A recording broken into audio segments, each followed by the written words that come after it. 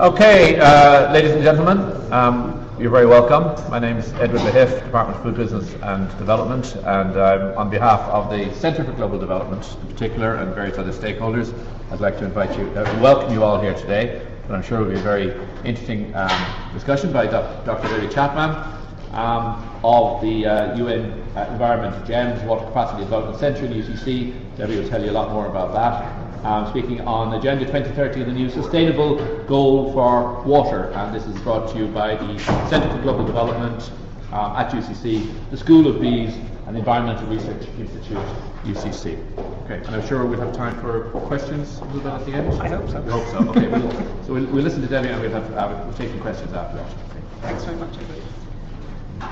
Okay, so as Edward just said, I'm Debbie Chapman. I'm the director of the UN Environment GEMS Water Capacity Development Centre, which is based here in UCC. What I'm going to try and do today is to make a few connections. Today, I don't know whether you know or not, it's World Water Day. And World Water Day is celebrated every year. It's coordinated by the UN Water, which is an interagency coordination mechanism for the different UN agencies, all of those that have something to do with water. So it covers all aspects of fresh water. Every year it has a theme, and this year the theme is why waste water. Now that theme, when I first thought about it, I thought, how on earth am I going to make GEMS water, which is obviously what I would like to tell you a little bit about as well, fit that theme? But I think it does actually, and hopefully I'll get that message across as we go through. What I want to try and show going through the presentation is that all aspects of water have some connection. We use water. When we've used it, we generate wastewater. The water we use and the wastewater we generate are all interlinked through aquatic ecosystems, and those ecosystems are important to us as well and need preserving. So in terms of what I'd like to introduce, in particular the Sustainable Development Goals, looking after the aquatic ecosystem and all aspects of water and its use are extremely important for sustainable development. And as I'm going to explain, there's a new set of Sustainable Development Goals. My interaction with the Sustainable Development Goals, and in particular the whole team here from GEMS Water and our connections with UN Environment, are through the water quality linkage. And what I want to show is that water quality is actually central to everything to do with water, and for that reason it's important for sustainable development and the sustainable management of water. The key point about water quality is that you need to know it and you need to know about it. That involves water quality monitoring. So a large part of what we do in the GEMS Water Centre is to do with water quality monitoring. So I'm going to introduce that as well. So hopefully as I go through this presentation, I can give you some flavour of what's going on in the global world to do with sustainable development and water, and how UCC actually plays a role in that through the GEMS Water Centre. So first of all, the new Agenda 2030 and the Sustainable Development Goals. You might have heard of these, many people haven't. They're made a lot more of in other parts of the world than we tend to here.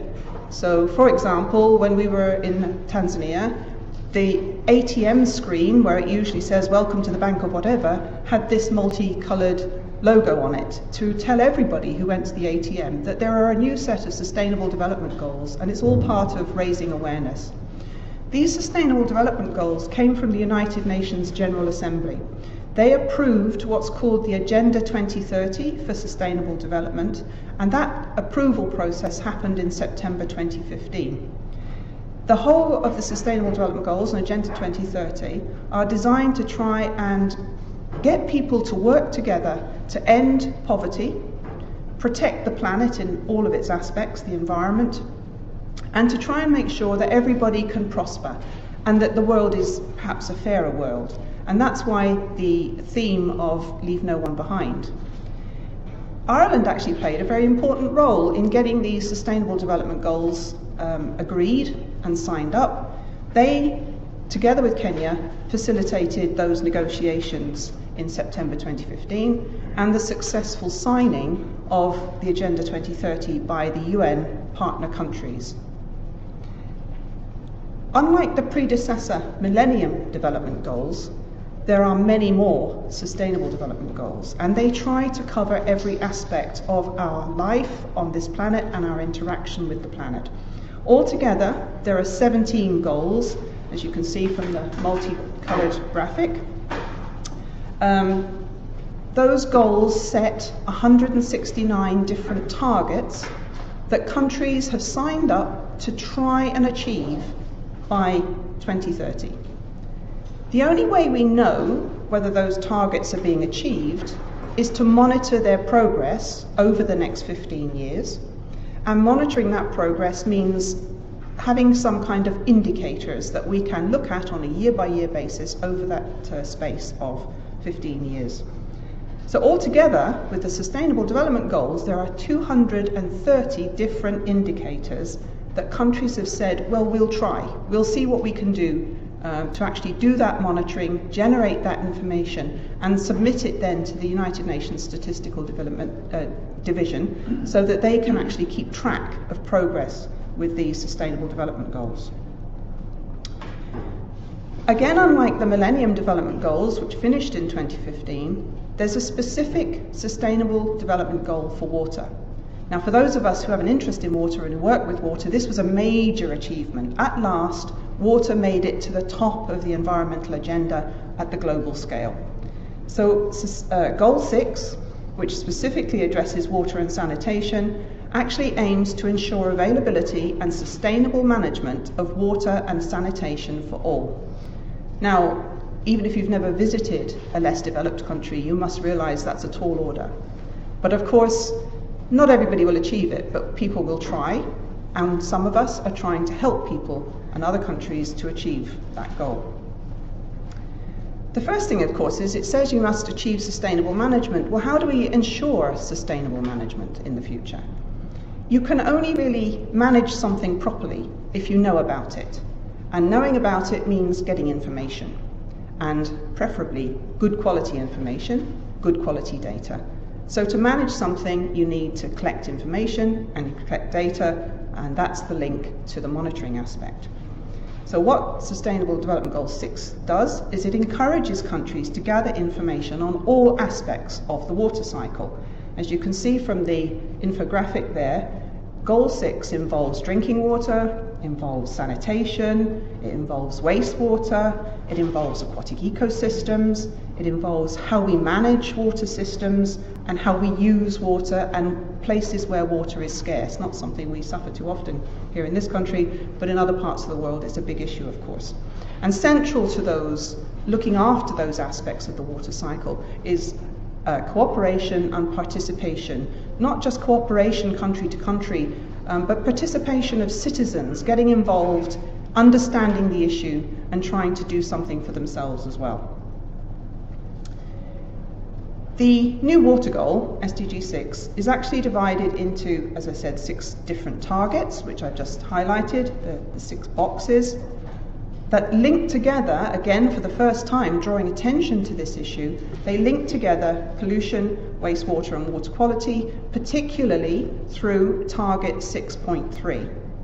It's just labelled here as waste, water and water quality, but there's a little bit more to that, because the wording of the target says, and this is a target which should be achieved of course, by 2030 we would like to improve water quality by reducing pollution, eliminating dumping and minimizing release of hazardous chemicals and materials, halving the proportion of untreated wastewater, and substantially increasing recycling and safe reuse globally. And there, straight away, is a link to World Water Day and why wastewater, because what Target 6.3 is doing is encouraging countries to reuse water as much as possible. So don't waste it, think of it as something being valuable and reuse it. But it also says safe reuse. So if you want to reuse water, you need to know it's safe to use, and for that you need to know something about its quality. To actually see whether these various targets are being reached, there are indicators for each target that have been derived, worked out by groups of scientists over the last few years, and became signed into part of the Agenda 2030. There are 11 different indicators for Goal 6 alone. As I said, there's more than 200 for all of the different goals, but there are 11 for Goal 6. Some of these were already more or less in place and being used, and there were systems in place to check them during the Millennium Development Goals. So they're fairly straightforward, they're being carried forward. Looking at particularly the wastewater and the water quality, 6.3, there are actually two indicators. One is the proportion of wastewater safely treated, and the other is the proportion of bodies of water with good ambient water quality. What 632, that indicator, does, it allows countries to assess the outcomes and the impacts of water quality management measures. So there is a link, and it's being realized at the global level, there is a link between knowing about your water quality and being able to manage your water safely and sustainably. The other thing that the Sustainable Development Goals did was they highlighted interlinkages. And obviously, because I'm interested in water, I've picked out the interlinkages, particularly between water and all of the other goals, the 17 altogether. Water interacts with almost everything on the planet in some way, and with us and how we use it. And the ambient water, which is the water bodies, the rivers, the lakes, the groundwaters, is so crucial to us because it provides us with many different things. Drinking water, hydropower for energy, fisheries for our food, opportunities for recreation, irrigation for crops and therefore food supplies in the future, water for industry, which means economic development, socio-economic development, and many other ecosystem services that we get from the aquatic ecosystem in itself. So water has been, as I said, raised in the global agenda now, and it's been shown to be linked to many other things, and the information that is gained while monitoring these different indicators for Goal 6 will be useful then for many of the other indicators and goals. So just to diverge a little bit to something a little bit more along the science line, I just want to make sure everybody understands what I'm talking about when I say water quality. What do we mean by good water quality? Well, if good water quality is rather a subjective thing, it depends on what you want to use it for, and what one person considers to be good might not be what somebody else considers to be good. But there are ways in which we can help define water quality, and that is by looking at its various characteristics. And those characteristics are often defined by what we want to use the water for. At the end of the day, we tend to think of ourselves, and we tend to think about what we want out of the environment, and we want to use water. So those uses, as I've already highlighted, are things like drinking water and irrigation and actually assimilating wastewaters, because we discharge many of our wastewaters to surface waters. So that surface water has to be able to assimilate that wastewater and make it safe.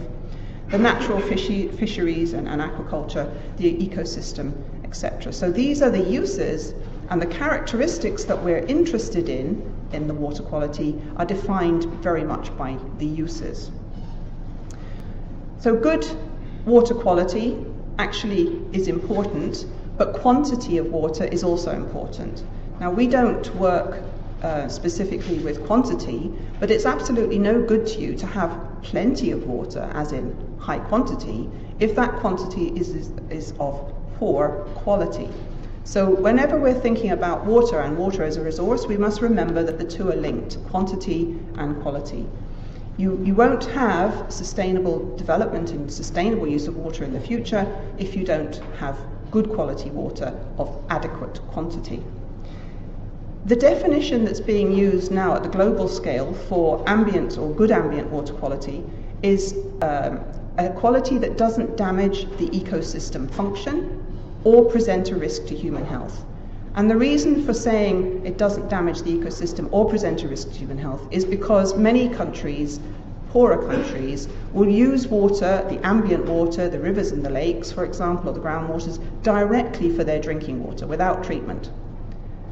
It's a tall order to say that that water shouldn't present any risk to human health, but this is an ambition over the next 15 years to try to get to that status where it wouldn't damage human health.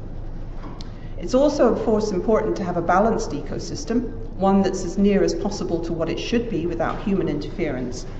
And because many of us like to enjoy water in other ways other than just drinking it, we use it for recreation and swimming. Doesn't matter where in the world you go, people love, especially kids, to get into water and to play. If that water isn't safe to drink, it's probably not safe for recreation either, or at least it would be close to being unsafe for recreation. So it's another definition, if you like, of good ambient water quality. It should also support recreational activities. So to manage and achieve good ambient water quality, to manage your wastewater generation so that it doesn't damage water quality and lead to it being not good, you must do water quality monitoring so that you know the situation. If you don't have any information about the water quality, well, you might have some, but it's not very good quality information, it's inaccurate information, then you can't actually manage your water resources properly. If you don't have the information, or it's not good information, you might actually make wrong decisions in terms of how you manage water quality. So if you don't have the information, you maybe would have lack of appropriate pollution controls in place. You might not treat the water adequately before drinking it because you don't know what the quality is, so you assume the quality and then you only treat it to what you think is right, and that may not be good enough.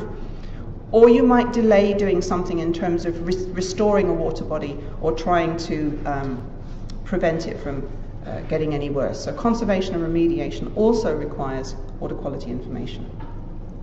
If you don't get these things right, there are potential risks for water users, as I've already mentioned, and potential damage for the ecosystem. And the ecosystem is extremely important to us.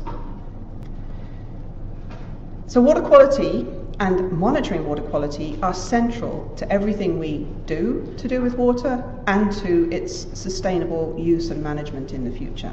So how do we actually manage water quality? Monitor water quality. There are several things we can do. We can look at the physical properties of the water, the chemical properties of the water, and we can even look at some of the biological properties of the water and the interactions with the local biota. Whichever method you use depends very much on what you need to know and how much money can you afford to spend, because very complicated technical chemical analyses are very expensive and require expensive laboratories. So it's a case of resources. And then, of course, who wants the data? What are the people interested in that you're going to be providing the data to? So the target audience is, again, extremely important. Generally speaking, if you want to provide information for policymakers, senior politicians, senior managers who are often not experts in water, you need to provide them something which is very easy to understand. So lots of chemical formulae, lots of chemical analyses, they don't understand necessarily. So you need to come up with a system that makes it easy for them to understand. What the Sustainable Development Goal indicator for 632, which is good ambient water quality, has decided to do, is to come up with a fairly simple water quality monitoring approach that would be within the realms of feasibility for even some of the very poor countries, and to use that data to generate an indicator value, because the actual indicator for 632 says proportion or percentage of water bodies with good ambient water quality. So there were, in the background over the last few years, some approaches have been looked at and tried and tested. They've been out to review, comments have come back, countries have tried it, and at the moment we have settled on a fairly straightforward system where we define good quality in relation to the targets that are set by the countries. So if a particular country says good water quality means I have to have a very good balanced ecosystem, excellent oxygen, very little nutrient pollution, then they set the target levels for those measures themselves, and then they do the monitoring and they compare their results with those target values. Now, to be fair to countries all around the world, we're allowing countries to pick their own targets, but we are advising them to be realistic. It's no good setting a target which is so low that it's so easily achievable that, well, we're always going to be good, because that doesn't help you in your future management. That doesn't give you the information you need to manage sustainably in the future. So we're asking countries to be realistic, to set their own targets, and we're recommending that they measure 5 very simple, basic parameters that tell you something about the aquatic ecosystem and its potential having been affected by human activity. Basically, they have to carry out a monitoring program on their various water bodies, rivers, lakes and groundwaters around the country, generate their data, and then calculate how many of those data points reach the good target or meet the target level. Where 80% or more reach that target level, then you can say, well, it's a good water body. At least 80% of the values reach that target. It's a good water body. Then out of how many water bodies have you got in the country are reaching that good percentage? So if you've only 3 and 1 reaches it, then you've 33% of the bodies are good water bodies. Now, we all know as scientists this is very superficial, but the reality is, for those of us who work closely with developing countries, even this is extremely difficult for some of these countries. It's either difficult because they don't have the resources, the laboratories, the personnel, the trained personnel. In most cases, they simply don't have enough money to justify this. If they're going to measure anything, they're going to measure whether it's safe for drinking rather than ambient water quality.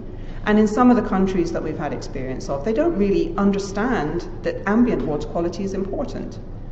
So these new Sustainable Development Goals, particularly Goal 6 and Indicator 632, will play a very important role in raising awareness globally about how ambient water quality is important for sustainable development in the future. So how are we going to encourage countries to engage with this very difficult task? UN Water has set up what's called the Integrated Monitoring Initiative. For short, the program is called GEMI. I don't quite know how the acronym arrived because it doesn't seem to fit the words, but anyway, they call it GEMI. And GEMI was set up with a few particular things in mind: to develop a methodology and tools for the SDG indicators. Some of those already existed, some of them had to be developed from scratch, such as the one I just told you about for ambient water quality. Another ambition is to raise awareness at national and global levels about the new goal for water, because there wasn't one before and many countries wouldn't have realized, to try and enhance capacity in countries, both technical and institutional, and then ultimately to compile data from the monitoring of these indicators and to produce reports, and over the space of the 15 years to monitor progress towards achieving these Sustainable Development Goals. Now, GEMI is a UN water initiative, which means it's made up of various UN agencies contributing to the program. And what I've done here in this table of the different indicators is just tried to highlight the range and the main organizations, the UN organizations who are involved. So for example, when it comes to drinking water and sanitation, that's mainly the remit of the World Health Organization and UNICEF, which is the children's organization. When it comes to water use, because water use is important for agriculture and irrigation, then, for example, the Food and Agriculture Organization take a lead role there, also for water stress, for countries that are short of water, because FAO has a history of actually looking at water quantity and keeping records of water quantity. UN Environment, or UNEP, or UNEP as it used to be called, it's now called UN Environment, has a role in 3 of the indicators. The one I've been talking about, 632, the ambient water quality, 651, which is integrated water resources management, and 661, which is water-related ecosystems. We, GEMS Water, are linked to UN Environment because we're a UN Environment Centre, and we therefore are assisting with indicator 632. So GEMS Water has been specifically given the task by UN Environment of supporting countries in getting the indicator for 632 up and running, helping them wherever we can, and the other aspects of UN Environment are helping with 661 and 651. So just to let you know a little bit about GEMS Water, where it's coming from. Why was GEMS Water picked to help with the rollout of this new indicator, 632. GEMS Water is a program that's been around for a very long time.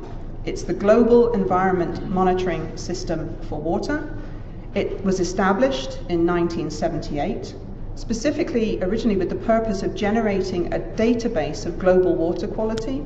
And that database could then be used for assessments of water quality, long-term trend evaluation, for example, and also to provide data to the scientific community for similar types of work.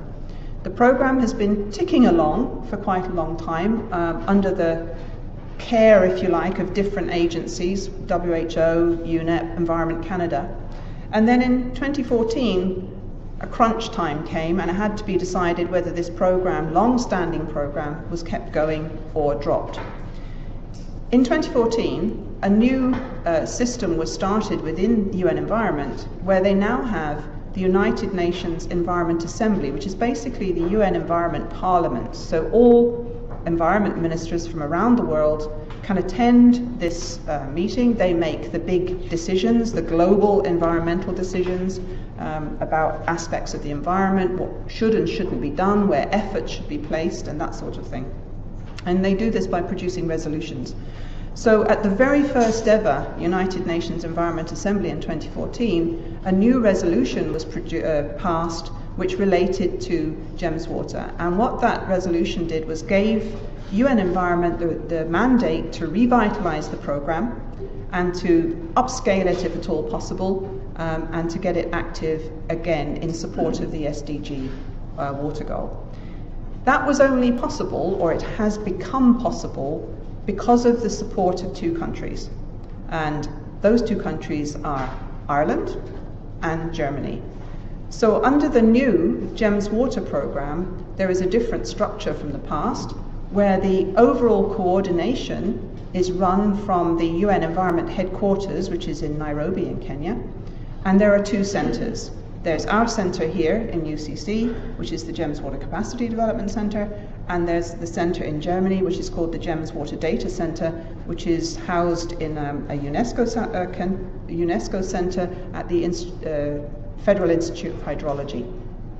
So we work as a three-cornered hat, if you like. We work together quite closely a lot of the time, but of course we're working in very different locations, so it has its challenges. So what are we doing, and how do we fit into this overall Sustainable Development Goal picture?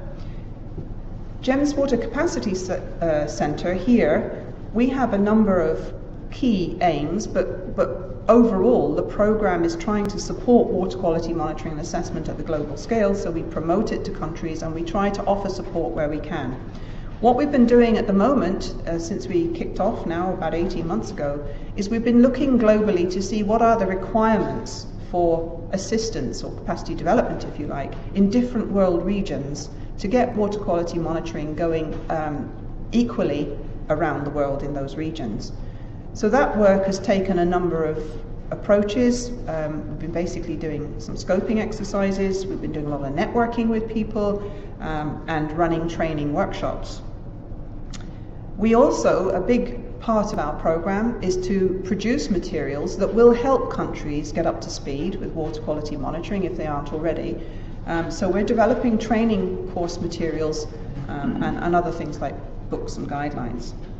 And at the bottom of the list there is the supporting of the Sustainable Development Goal 6, but in actual fact they're interlinked because the GEMI program aims to support countries in being able to do the monitoring and submit data for SDG 6, and we're aiming to support countries to do global water quality monitoring and assessments anyway.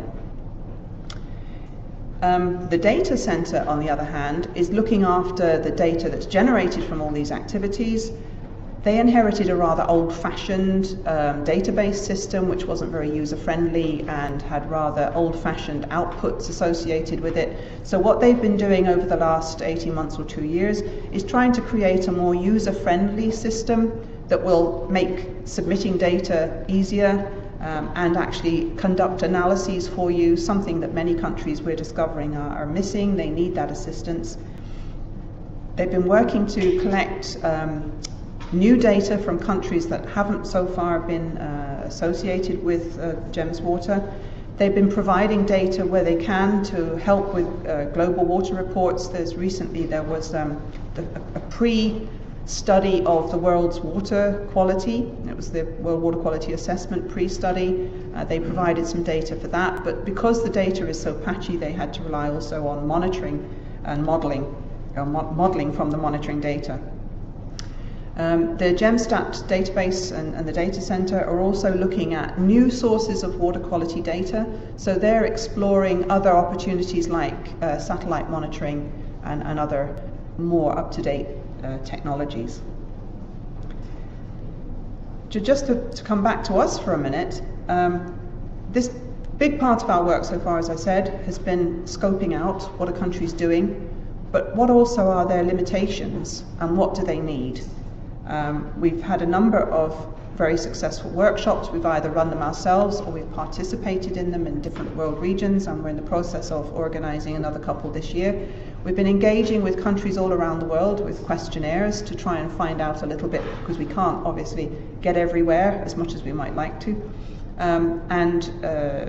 One staff member in particular, Stuart, has been visiting countries in Africa, actually on a one-on-one basis, visiting them, having one-on-one discussions with them about what their problems are, how can we help them, what can we do for them, and that sort of thing. So we're making progress with that, and there'll be some reports coming out. The other aspect of our work, as I said, is helping with training. So we're currently in the process of offering a number of types of training. We want to encourage people to do water quality monitoring properly, so we want them to collect high quality data.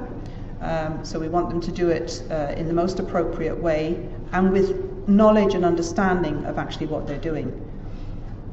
We can help them by giving actual advice and assistance, again, in their own countries on monitoring network design and development. But we're a small group and we can't go everywhere we'd like to, and can't accept every invitation we get. So an awful lot of what we're trying to do it online. So we are doing some workshops, we will do some workshops, we will facilitate training if groups come here, but a large part of what we're doing is we're producing material that can go online, and that will be material that will provide information, help people understand about ambient water bodies, in particular, obviously rivers, lakes, groundwaters. We'll be producing training online that can be relevant regionally, where we get access for translation. And particularly, we're working on a Train the Trainers program, which is a higher diploma, a postgraduate diploma on water quality monitoring and assessment, which we have determined that there is a need for upskilling a lot of people in the developing countries in the water quality area. They don't have up-to-date knowledge, and they don't have access to advanced levels of training. Traditionally, GEMS Water has always produced guidebooks and handbooks, and we will be updating those as well and getting those up to date over the next couple of years. A big problem we've got is how the previous engagement with GEMS Water has been both patchy and sporadic. And as you can see from the map, all the little dots are where we have, or where our colleagues in Germany have received data, and they tend to be clustered in certain countries and areas that have been much more forthcoming in sharing their water quality data. There are big parts of the world that have no dots. Now, that doesn't mean to say there's no monitoring going on, because as we've discovered through our networking, our workshops and scoping, sometimes there is monitoring going on, but they just don't share their data. So this is something else that has to be worked on. We have a lot more countries now signed up to say, yes, they are willing. We just have to get the mechanism in place and a data agreement signed between them and UN Environment. So although historically there would appear to be a lot of activity at the global scale, when you look at it actually on a year-by-year basis or over the whole map, it is rather patchy. And this is a big aspect for us. This is a lot of effort goes into making contact with all these countries and trying to engage them with the concept of water quality monitoring and why it matters, and why it might matter to share your data with the next person or the next country.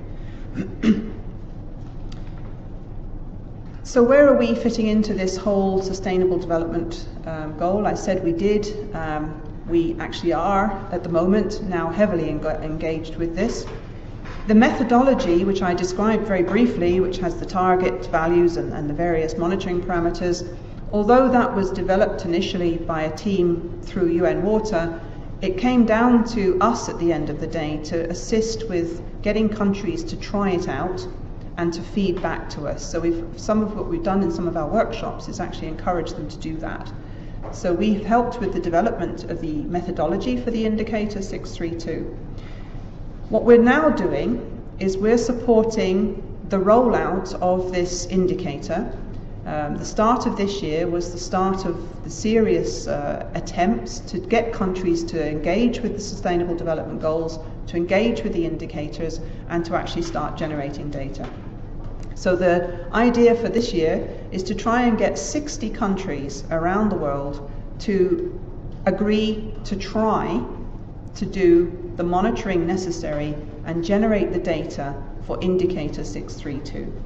And then after 2018, we'd like to see every country in the world doing that. Now realistically, we know that's not going to happen, but the more we can get to engage, the better the likelihood that we will achieve sustainable management of water in the future. The data collected this year will be used to inform a baseline where we started from. We've got 15 years or less now to 2030, so it'll give us a baseline, and it will also tell us something about how well the system's working, where we need to tweak it, how we might improve it. So this year we're actually very engaged. So it's quite nice actually to think that UCC has a role on a global scale and will be engaging with at least 60 countries this year and trying to get them to appreciate the relevance of water quality monitoring and to make efforts towards sustainable management of water quality in the future. So I started by saying this was all about leave no one behind. We're trying to make sure people don't get left behind by doing our bit in terms of capacity development and support for the less developed countries. We're helping them to generate water quality data and helping them and supporting them with sustainable management of their water resources. We're also trying to help them assess the situation they have. If they can do that and they have some data to do that, then they can decide what's needed for the future. We're also looking at and researching into opportunities or approaches that are perhaps more applicable for the poorer countries, the less developed countries, because they can't afford some of what we have the luxury for monitoring water quality. And finally, we're training professionals and educators in less developed countries so that in the long term they can support themselves, which is again another form of sustainable development. We want them to be able to take control and responsibility for their own water quality and to know what they're doing and to do it well. And for the most part, they're very willing to do this. They just need some assistance, and we're providing that assistance. So that's my whistle-stop tour of Sustainable Development Goal for water and how we're trying not to leave anyone behind. There's lots of information coming out almost every hour from UN Water via their Twitter feed, their Facebook feed, lots of relevant information and other sources. You can also follow us or have a look at us on the websites. There are a number of websites there where you can get information. And we keep things posted on the Gems Water website when things happen. So thank you very much, and I'm very happy to answer any questions if I can.